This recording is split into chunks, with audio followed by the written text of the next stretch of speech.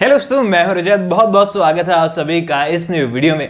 बात कर रहे हैं सीरियल गुम है किसी के प्यार में के अपकमिंग एपिसोड के बारे में, क्योंकि कहानी ऐसे मोड़ पर आकर खुड़ी है कि एक बार फिर से लोगों को लग रहा है कि यार यहां पर कुछ दिनों पहले कहा जा रहा था कि लीप आएगा तो कहानी आगे बढ़ेगी। लीप नहीं आया, लेकिन उसके बावजूद ऐसा लग रहा है कि यार सीरियल के मेकर्स के पास है क्या दिखाने के लिए।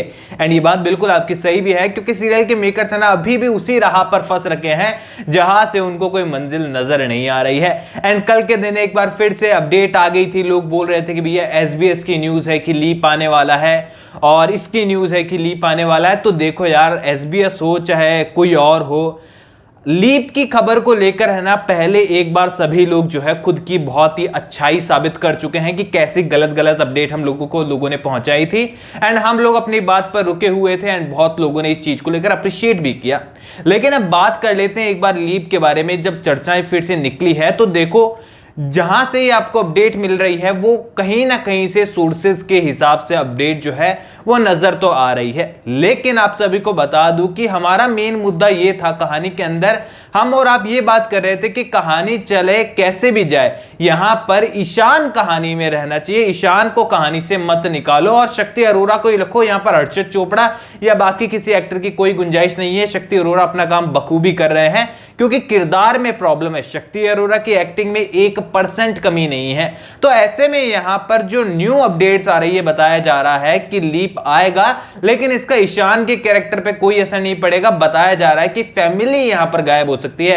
एंड फैमिली गायब हो रही है तो फर्क ही क्या पड़ता है, क्योंकि उनका स्क्रीन टाइम कितना सा स्क्रीन टाइम है तो अक्का साहब, यशवंत और दूरवा का, और वो स्क्रीन पर बिल्कुल अच्छे नहीं लगते। तो पहले फुर्सत में निकालो यार, अच्छी बात है ये तो। और अगर ऐसा हो रहा है ना तो मैं तो चाहता हूं कल ही लीप दे दो। ऐसा लीप तो हर कोई चाहेगा जहां पर विलेन का सफाया हो रहा है, क्योंकि भोसले परिवार में अच्छे लोगों के नाम पर कोई नहीं है। एंड कल कोई कमेंट में बोल भी रहा था कि बाकी सब लोगों के मुंह में तो दही जमा रहता है, कुछ एक आधे शख्स ही बोलते हैं। वह अब आगे बढ़ते हैं हम कहानी की ओर। तो यहां पर क्या ईशान आने वाले एपिसोड में रीवा को सब कुछ बता पाएगा, या फिर पर्दे के पीछे से परियों की तरह अक्का साहेब ही निकलकर सारी चीजें सुन लेगी।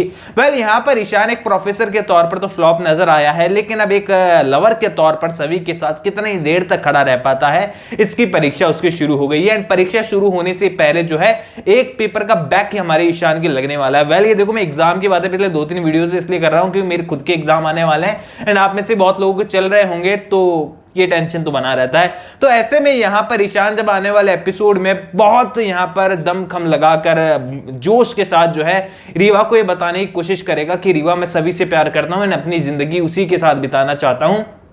तो यहां पर पर्दे के पीछे से एंट्री होने वाली है, बिल्कुल किसी जादुई कारनामे की तरह, अक्का साहेब, जो कि यहां पर इन सारी चीजों को सुनकर अपना इमोशनल ड्रामा शुरू कर देने वाली है। और यहां पर कहने वाली कि ईशान तू ये क्या कह रहा है। And end of the moment हम सभी को पता है कि मेरी कसम खा, मैं जान दे दूंगी, ये कर दूंगी, खाना छोड़ दूंगी, पीना छोड़ दूंगी। ईशान इमोशनली ब्लैकमेल होकर फंस जाएगा उसी जगह पर आकर जहां पर वो पहले था कि ना तो वो मना कर सकता है ना ही खुश होकर शादी कर सकता है। यानी कि यहां पर आधे से ज्यादा गुम है किसी के प्यार में के कैरेक्टर तो अपने वादे, फर्ज और अच्छाई के कारण ही पिटे पड़े हैं, और जो लोग इन सब चीजों से परे हैं वो विलन बनकर घर पर राज कर रहे हैं। यानी कि ये बात तो तय हो जाती है यहां पर इस एपिसोड के अंदर, आने वाले एपिसोड के अंदर, कि ईशान अब सभी को और रीवा को सब कुछ बताने में नाकामयाब ही होगा।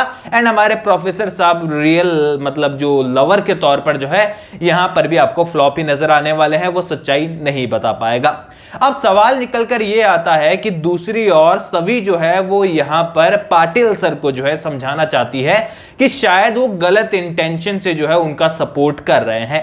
लेकिन जब सभी यहां पाटिल को बताने की एक कोशिश करेगी तो सभी को भी लगने वाला है कि मैं ही गलत हूं, क्योंकि जो हमारे भंवर पाटिल है बड़े ही शातिर दिमाग है, बड़े ही साइको, तो अभी तक नहीं दिखाया है, आने वाले एपिसोड में दिखाएंगे, लेकिन यहां शातिर दिमाग बहुत है और वो यहां पर सभी की बात को बिल्कुल उल्टा कर देने वाला है। एंड सभी को खुद को लगने वाला है कि यार मैंने सर से क्या पूछ लिया, सर के ऊपर क्या शक कर लिया, क्योंकि सर तो बहुत इमोशनल है, क्योंकि उनको एक फैमिली की रिक्वायरमेंट है, क्योंकि वो बचपन से अनाथ हैं। और यही चीज सभी को भी गिल्ट में ले जाएगी कि भंवर सर तो कितने अच्छे हैं, और ईशान दूसरी तरीके से इमोशनली ब्लैकमेल हो जाएगा। एंड सभी को पता है कि कहानी अब धीरे धीरे धीरे उस मोमेंट पर पहुंचेगी जब यहां पर ईशान और रीवा की जो है शादी होने वाली है। एंड शादी के दौरान दौरान सीरियल के मेकर्स का मेन ट्विस्ट हम लोगों के सामने आएगा, जो कि उन्होंने कॉप सीक्रेट बना रखा है कि वो इस पर क्या ट्विस्ट लेकर आते हैं। क्या रीवा ईशान की शादी हो जाएगी, या वो सभी के पास आ जाएगा, या फिर भंवर यहां पर सभी को उस मोमेंट पर उठाकर ले जाएगा और रीवा को छोड़कर ईशान सभी को बचाने के लिए बाहर निकलते हुए नजर आएगा।